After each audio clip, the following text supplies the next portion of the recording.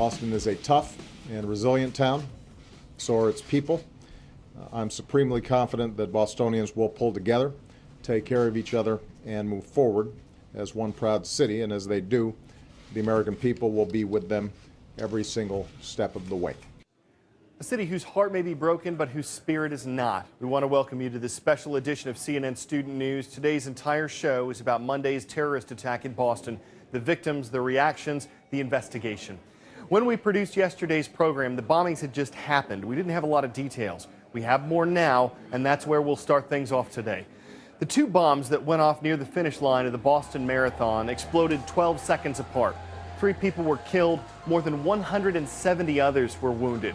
Early reports about other possible explosives turned out to be wrong. One runner, Jennifer Tracy, was in the marathon and recording on her phone when the first bomb went off.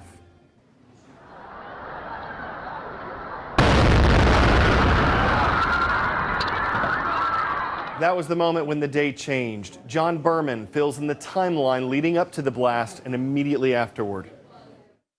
A picture-perfect third Monday in April, Patriots Day, and the day of the 117th Boston Marathon. At 9:32 a.m., the elite women racers take off from Hopkinton on the 26.2-mile course on their way to Boston's Back Bay. Almost 2.5 hours later, the first elite runners start crossing the finish line. Wave after wave of runners, thousands of them follow. Then, about 2:50 in the afternoon, it happens.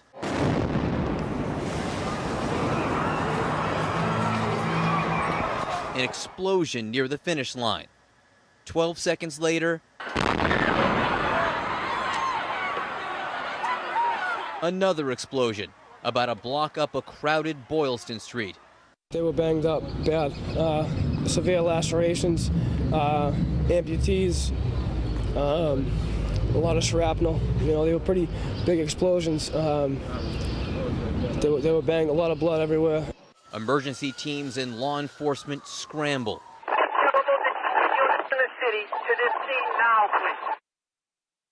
This was a heinous and cowardly act, and given what we now know about what took place, the FBI is investigating it as an act of terrorism. Anytime bombs are used to target innocent civilians, it is an act of terror.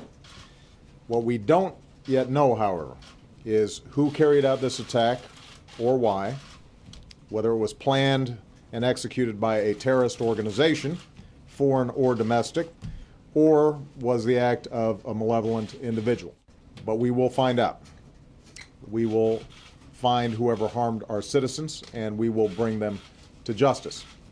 The American people refuse to be terrorized, because what the world saw in the aftermath of the explosions were stories of heroism and kindness and generosity and love.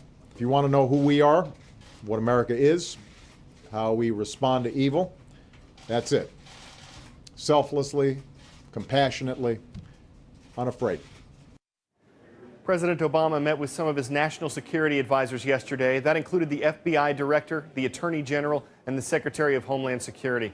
They were going over the latest details in the investigation into the attack. As of Tuesday, authorities didn't have any suspects, and they haven't determined any possible motives for the attack. The investigation began immediately after the bombing, and the FBI is taking the lead. Our mission is clear: to bring to justice those responsible for the marathon bombing. The American public wants answers. The citizens of the city of Boston and the Commonwealth of Massachusetts want and deserve answers.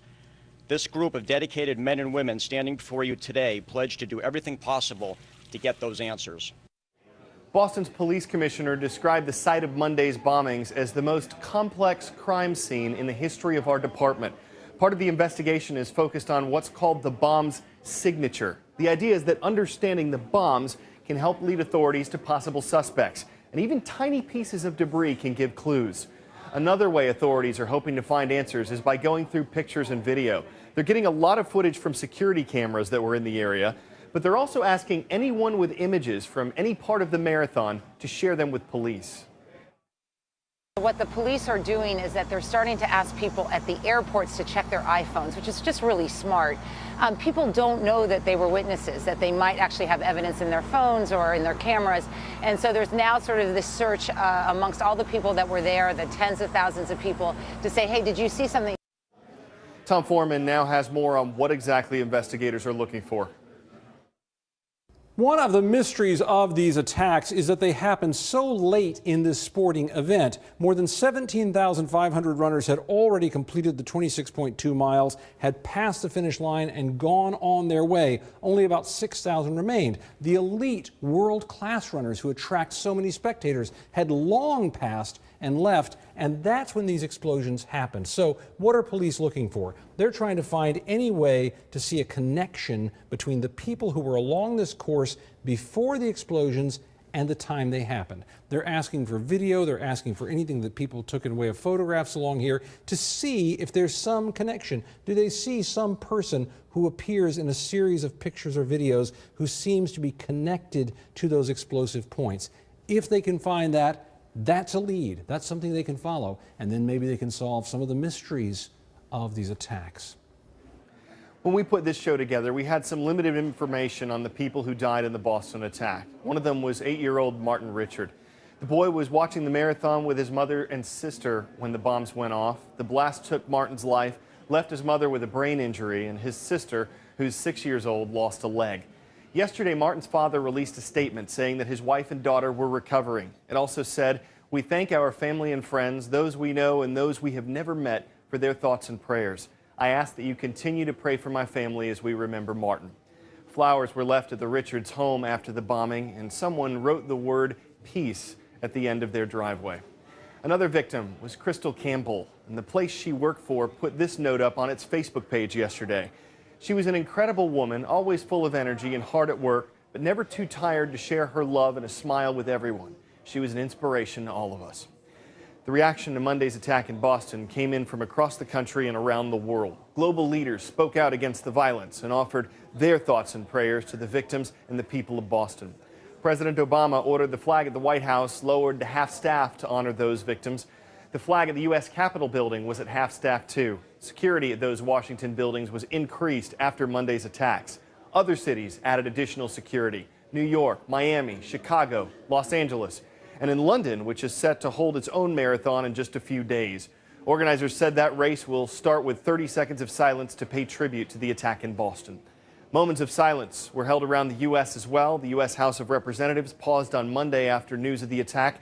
In New York yesterday, the New York Stock Exchange, normally a scene of noise and energy, held a moment of silence. And in Atlanta, there was a silent mile. Runners paid tribute to the people killed and injured in Boston by running a full mile in silence Tuesday morning. A lot of people turned to social media in the aftermath of Monday's attacks. They were sharing their support. Some were looking for comfort. That included some Boston athletes. Danny Amendola, a wide receiver with the New England Patriots, tweeted that he would donate $100 for every pass he catches this season to a Boston Marathon Relief Fund, $200 for any dropped passes. And Boston Red Sox player Shane Victorino tweeted that Boston is a tough, resilient town and will prevail over this saddening tragedy. One quote started circulating around from children's TV star Mr. Rogers. He said, "When I was a boy and I would see scary things in the news, my mother would say to me, 'Look for the helpers. You will always find people who are helping.' To this day, especially in times of disaster, I remember my mother's words, and I am always comforted by realizing that there are still so many helpers, so many caring people in this world." If you're on Facebook, you're welcome to share your thoughts and talk about what happened in Boston on our Facebook page. It's facebook.com/CNN Student News. And of course, all of our thoughts and prayers are with the victims of this tragedy and the people of Boston. For CNN Student News, I'm Carl Azuz.